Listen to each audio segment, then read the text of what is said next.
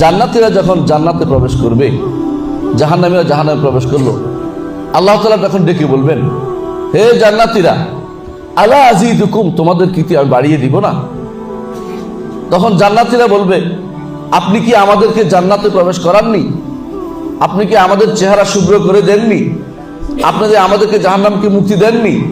আপনাদের আমাকে এইটা দেননি, ওইটা দেননি, বলতেই থাকবে। আল্লাহ তাআলা তখন বলবেন, আমার কাছে বাড়তি আছে। এই বাড়তিটা কি জিনিস?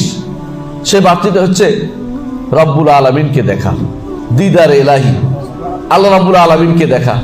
তখন আল্লাহ তাআলা তার আরশের উপর থেকে জান্নাতে নিচের দিকে তাকাবেন, আর মানুষরা তার দিকে তাকাবে, এবং তিনি নূরের পর্দা উন্মুক্ত করবেন। সে উন্মুক্ত করার কারণে তার চেহারা আমরা দেখতে পাবো। এটা হচ্ছে ঈমানদারের জন্য সবচেয়ে বড় নেয়ামত। যে কেউ এই নেয়ামতকে অস্বীকার করবে সে পাবে না।